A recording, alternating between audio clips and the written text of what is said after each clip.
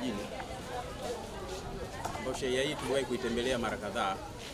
Wiki iliyopita tuliwahi kuja sisi kama halmashauri yetu, lakini pia Wizara ya Ujenzi kupitia wakala wa barabara walishafika kwenye eneo hili mara kadhaa kwa ajili ya kutoa taarifa.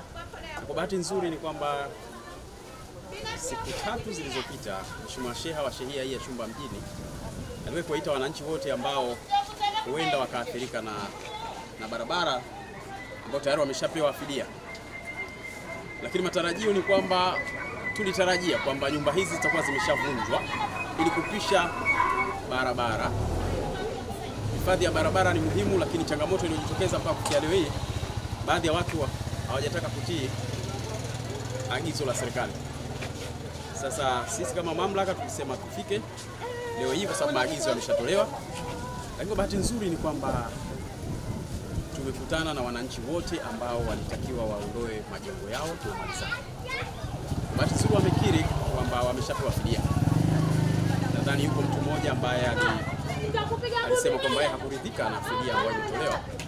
Tuko kwenye mazungumzo ya mwisho. Lakini kati ya watu 24 nadhani huyo mtu mmoja huyo. Watu 23 wote tumeshakubaliana kwamba leo tutakamilisha zoezi la uvunjaji. Tunachosubiria ni kwamba tunasubiria wenzetu watu wa ZECO kwa ajili ya kuja kuondoa line za umeme hizi ambazo ziko katika maeneo haya, kwa sababu asilimia kubwa ya nyumba hizi tayari zimepata nishati ya umeme.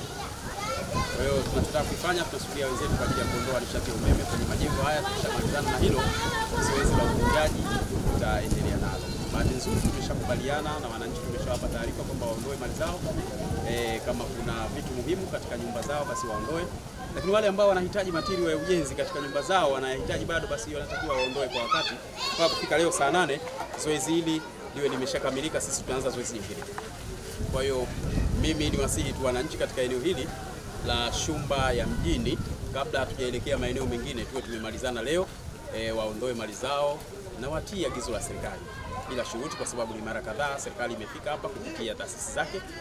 Tumekuja kuwanasihi mara kadhaa, tumemtuma Sheha amekuja ameshawanasihi, lakini cha kushangaza ni kwamba bado wanasuasua. Sisi tulisema tuje kikazi zaidi leo kwa ajili ya kumaliza kazi ambayo tulianza kabla tujaenda kwenye maeneo ya shehia nyingine.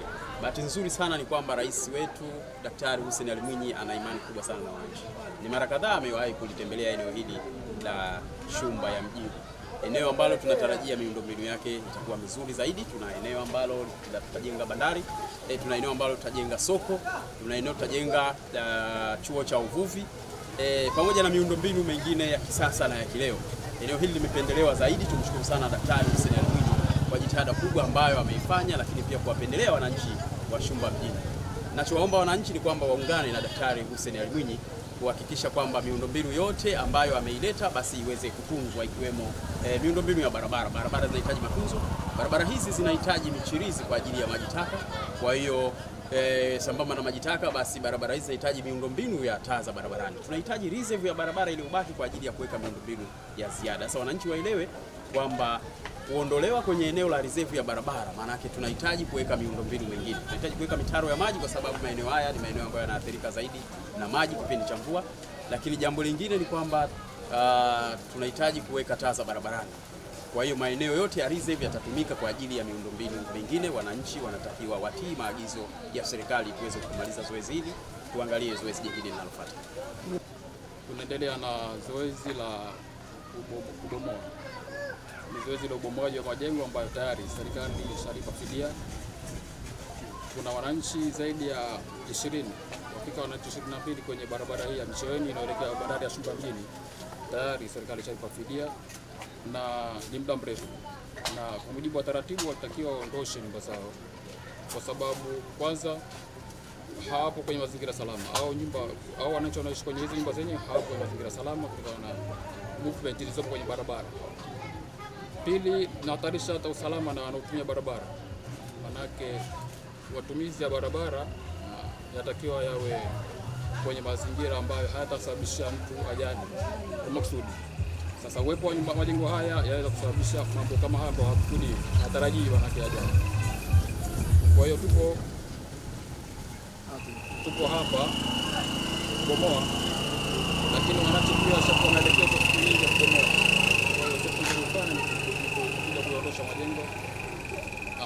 tayari yashalipwa fidia. Kuna majengo yataondoka yote na kuna majengo baadhi yataondoka kwa mujibu kwa kadiri ya fidia ilivyokuwa. Wengine wamelipa fidia majengo yote, kuna wengine ni baadhi tu, ni sehemu tu za majengo yao ndio yatakayoondoshwa.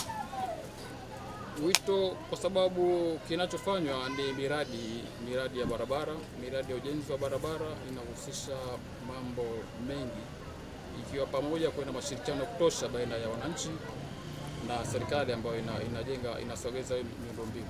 Sasa wananchi, mimi natoa wito kwanza wawe wasikivu na wawe tayari kwa mashirikiano kwa serikali. Serikali inafanya jitihada kwa kadri inavyowezekana. Mwananchi anayetakiwa kuondoka aondoke kwa fidia na wanakuwa wanalipwa. Kwa hiyo wawe wasikivu na watoe mashirikiano kwenye kufanikisha kazi za miradi hii. Zoezi tunaliendesha kwa mashirikiano ya karibu sana baina yetu Wizara ya Ujenzi na Uchukuzi kwa kushirikiana na wenzetu kutoka kwenye serikali za mitaa. Tunaye sheha wa shehia Shumba Mjini, tunaye mkurugenzi wa halmashauri ya Micheweni, lakini pia wapo watu wa ulinzi na usalama ambao wanatupa support ya kutosha kukamilisha zoezi kwa kadri ya tulivyokusudia kukamilika.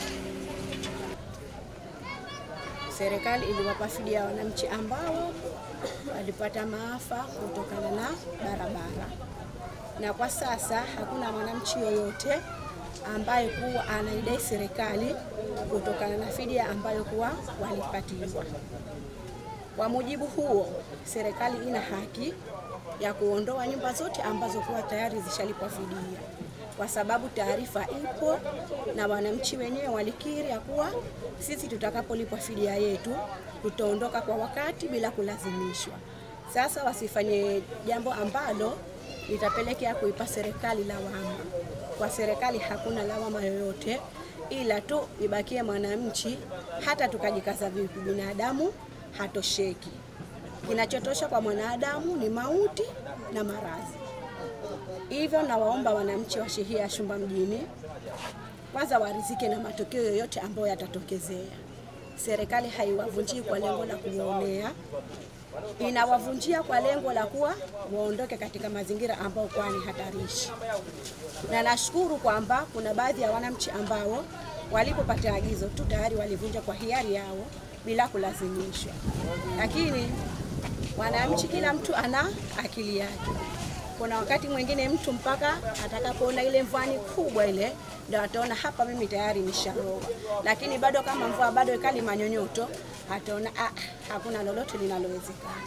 Sasa ninawaomba wananchi wa shehia ya Shumba Mjini wakubali matokeo, waache watu wavunje katika barabara ambayo kuwa tayari ina matumizi kwa watu wengi, na kila mmoja anapopangiwa kukaa aende akakae kwa roho safi na kwa unyenyekevu kabisa. Wala zoezi kwanza nilipopokea pesa nilikuja bila kujenga. Nilijenga baada ya shamba, lakini sikujenga hapo nilipoomba mvunje. Ndivyo sivyo? Nilipo ikiwa mwisho ndipo ninapoendeleza. Sawa? Nashukuru Mungu na nishavunja, sina wasiwasi. Kuna wale watu wanshea wakiambiwa mwisho Jumatatu waliona kama ni ubishi. Wataona bado. Lakini tena mnapokuja leo nyie ndipo wanaona tayari. Sasa hizo wazivunja nyumba. Lakini mimi siku hiyo yuko kwa pesa, siku ya pili nilivunja. Raia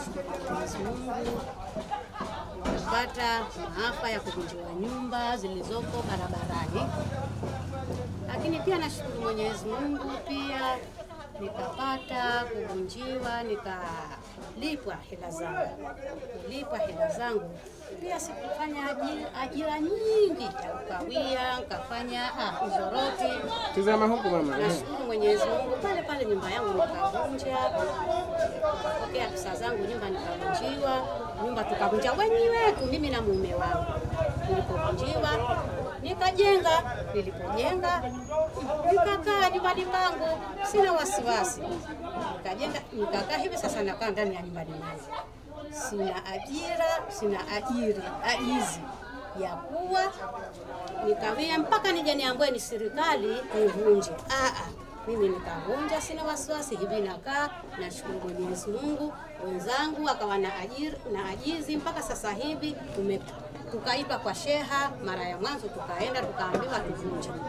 Nikavunja, lakini sina wasiwasi. Wenzangu sasa hivi wamekuja tu wamekuku wavunje sasa hivi, wakuja wakiacha sasa hivi wavunja. Mimi sina wasiwasi, nimekaa nyumbani pangu, mimi sina wasiwasi.